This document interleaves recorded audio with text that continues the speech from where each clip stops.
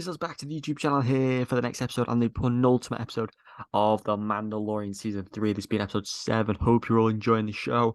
Subscribe and like as always if you're new and you enjoy the video. Spoilers ahead and enjoy the video. So, absolutely, change of tone and pacing. They actually know how to write this week. 6 episodes, and I felt like we weren't getting anywhere. It was just, Mando being sidelined, Grogu doing absolutely nothing bar one flashback, Bo-Katan becoming the main character. And it seemed like it was so. One criticism, it felt like they just rushed into this Mandalore thing. Like, they only just recruited the other group last week. I thought there'd be a bit more tension before they got to Mandalore, and they all of a sudden just seemed to get on and, like, hug and, like, be best friends, even though they're supposed to actually despise each other. Big flaw in the episode. But I think the tone, this episode was fantastic. I loved the battle against the troopers. I loved Grogu's involvement as IG-12. Meeting the Mandalorians on Mandalore. The armor is acting a bit sus, so I'm intrigued to see about that.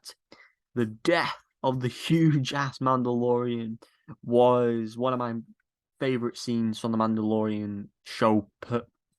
In general, I just love the tone of it. It started off with Mando being trapped on the other side, using all the gadgets he possibly had to fend off against these, Beskar armored troopers who were outnumbering him, killing, the soldiers. And then the face-off with Moff Gideon, you had him return at the start with the person on Coruscant and their communications happening. He orders these bombers and interceptors, these 3 red armored guards who I think appear in the Rise of Skywalker who work with Snoke. I think they're the same guards. And I loved, how Mando was taken away. He opened the blast doors and he was sacrificing himself. I'm wondering when is this gun gonna run out? It eventually ran out. He beats all the troopers, and then he faces off against these 3 guards, not knowing who the fuck they are, what they're capable of, and he basically gets shafted. The music was brilliant, the tone of it was brilliant, the way they built it up and set it up. An absolute badass taking out like these 20, 30, 40 troopers by himself whilst protecting Bo-Katan and whatnot. It was delivered on an absolute elite stage, this episode. It felt so disconnected in the sense of ability and quality from the past 6 episodes, because the last 6 episodes, I'll be honest with you, it's felt like up and down, dippy, iffy. Look at last week's episode. 90% of the content was random, and then the last bit where obviously Bo-Katan received the dark saber and recruited the Mandalorians, that made sense. I'm glad Grogu's doing a bit more. I love how there's this conversation of, is he old enough or is he young enough to use the IG unit? Then that was brilliant. Carl Weathers' his involvement, he is always welcomed and it's brilliant. And yeah, I just found it to be absolutely spectacular. Moff Gideon has got TIE fighters built into Mandalore. It's going to be intriguing to see what happens to the fleet above, what happens to Mando, and whether the Mandalorians will get off the planet safe. It's going to be a brilliant finale. You can see that. The mentions of Thrawn as well. Weirdly enough, how they started to mention Thrawn and Moff Gideon started to return after Star Wars Celebration.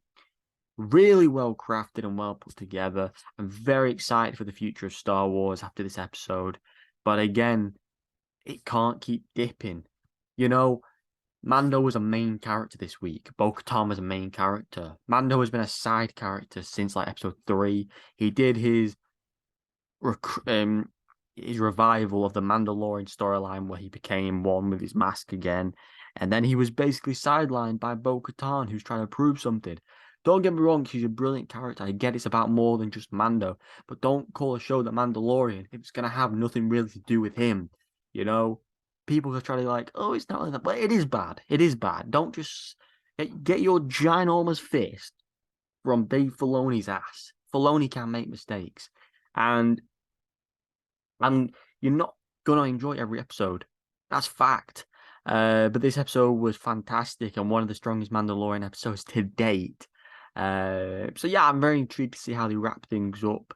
But because they have to technically wrap up the season, I get there's going to be a lot more loose ends. Moff Gideon, fucking hell, if he survives again, it's going to get a piss take because that would have been 3 seasons that he would have survived. So anyway, very good episode. Can't wait for the finale next week. I'll be sure to cover it next week, of course, either Wednesday or Thursday. So stay tuned for that, of course. Subscribe, like as always, and I'll see you in the next one. Goodbye.